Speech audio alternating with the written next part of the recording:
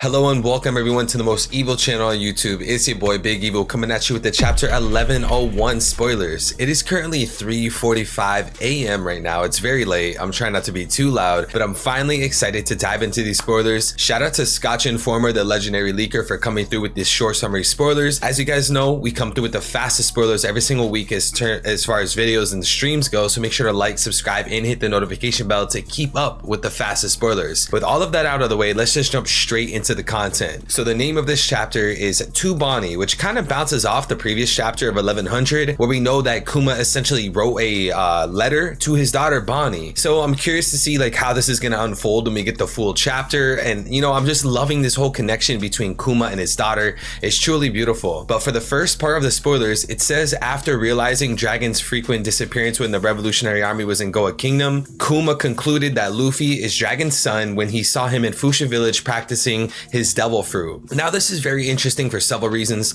We know that I might get this chapter number wrong, but it was during the Thriller Bark arc. I think it was chapter 435 or 485, somewhere along the lines of that. We saw that Kuma mentioned that Luffy is Dragon's son, so he already had that knowledge in mind. And you know, it was up to us fans to speculate when he found that out, and I believe that he found that out much sooner. And honestly, you know, ever since chapter 1099 and 1100, I was thinking that Kuma basically always knew that Luffy was the son of Dragon. Being that Kuma was a Rev commander and he really looked up to Dragon and he respected Dragon even before Kuma became a Revolutionary Army commander, it makes a lot of sense that he would have that type of intel. And we know like Ivankov didn't necessarily have that intel. If I'm not mistaken, there was a moment when Dragon was on Baltigo, he was outside with Ivankov and they had like this wind gust around and Ivankov asked about Dragon's family. With that being said, I can understand like a difference between Ivankov and Kuma in that sense, but it makes a lot of sense for Kuma to understand again the lineage of the Monkey D family. And you know, I could see a scenario where basically Kuma from the jump always knew Luffy was the son of Dragon, or at least before Luffy left Fuchsia Village. You see Kuma protect the Straw Hats at Sabaody. He also protected the Thousand Sunny. So it's like a beautiful narrative to have Kuma always look out for the Straw Hats and Monkey D Luffy, as well as Nika, by always watching from the sidelines. So you know, I'm really excited for this chapter. I'm sure it's going to be very mind-blowing and beautiful once we have it in full, because this is just short summary spoilers. But yeah, it makes a lot of sense that he was looking out for him.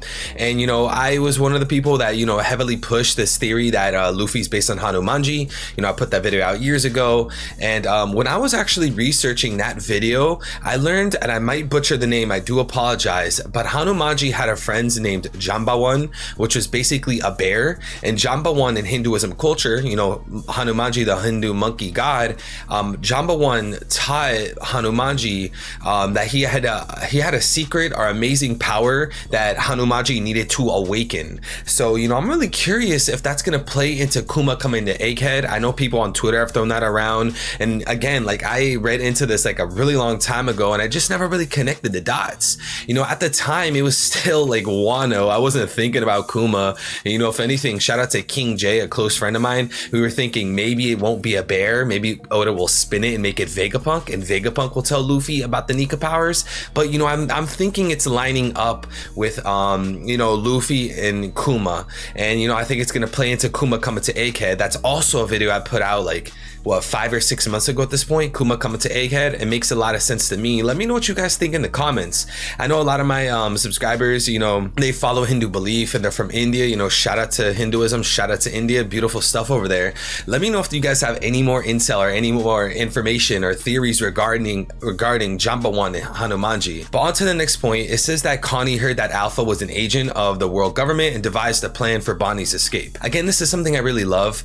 All these people of Sorbet, of course, they're gonna respect Kuma because he was a good leader, he was a good king, he was a pastor, he was healing people with the pawpaw fruit, he cared about the poor villages, he cared about the lack of food and all that. Like, Kuma was a great person. So them helping Bonnie escape, especially since this is just a young child, makes a lot of sense to me. And I think this is very heartwarming and sweet. We even see like Bonnie made a flag for Kuma that he ended up using, and you can see like Kuma and Bonnie had a really close relationship when she was just a baby. Like, everything about like this Kuma flashback is so heartwarming heartwarming and so beautiful and majestic. I absolutely love it. So, you know, this is just kind of adding more depth to Connie as well, because, you know, when we look back to the Reverie incident, of course, Bonnie was there. She saw Kuma, she wept, but I find it very interesting that Oda's actually adding depth to the character of Connie to the point where like they're devising a plan for Bonnie to escape. And now we can look back at the Reverie incident when we reread and we're like, oh, there's Connie, or, you know, technically Bonnie, and she's transforming into her, and they have like this whole big backstory from her childhood. Like Oda connecting the dots and giving this amount of depth to characters that might just be on the sidelines, like that is one of Oda's specialties. I absolutely love it. And you know, a question that just came into my mind right now, do you guys think like this is the end of the flashback? I feel like every single chapter, you know, before we get the spoilers, I'm like, yo, this is the chapter, the flashback's gonna end, Kuma's gonna appear at the end of the chapter. I'm saying that every single chapter, and I feel like once I finally stop saying it, that will be the chapter where Kuma shows up. But let me know what you guys think. Is this the end? I personally don't mind it. I see a lot of hate towards the flashback. I'm not entirely sure why. You could like it, you could dislike it, that's your own opinion, but I personally love it. It's very heartwarming. It's giving us some great depth again to Kuma and Bonnie, and I think the reason why Oda's giving us this flashback in the first place is to fuel the current events of the storyline,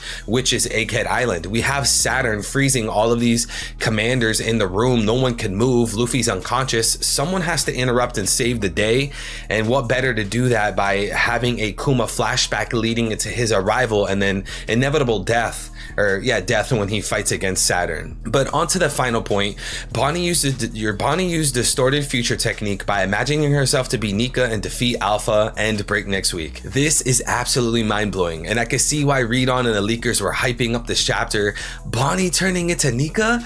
Yo, I can't even imagine what the Raws are gonna look like. If you guys like Raws and, you know, looking at the chapters really early, I stream them every week. My source usually comes through and I have them all on my screen, you know, nice and large for you to view. So make sure you subscribe to my channel, hit the noti bell, and you'll be there on the stream. You'll see the Raws for yourself as soon as I get them. I usually get the full chapter early before like the public, because usually like people will tweet out like small panels like every 30 minutes on Twitter. No. We get the full chapter, full pages, everything on my stream.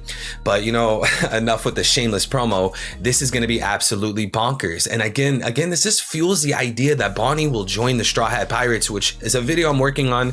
Expect to see that in the coming days, guys, within the next week or so. You know, I'm working on a video about Vivi and Bonnie being the final crew members. I don't really need to explain the Vivi one because most people agree, and this isn't really a Vivi chapter, but this is a Bonnie chapter. And you know, with her transforming into Nika, we know that she was taught about Nika from her father Kuma. We know Kuma was a pastor. He believed in the sun god, right? And we know that Jesus was the god of the sun, or I'm sorry, the son of the god, my bad. And you know, Luffy has a lot of relations to Jesus from all sorts of things, as well as Hanumanji. But with that being said, it just makes a lot of sense to me that Kuma would want his daughter to follow the sun god, to follow Nika, the deity that he told his daughter about, you know. And then to have her transform into Nika in a distorted future is absolutely insane. I feel like this is going to kind of like be a domino effect where people really start believing Bonnie for Nakama. You know, there's a lot of things going for it. But with that being said, like, amazing banger chapter, guys. Let me know in the comments, how are you feeling off these short summaries,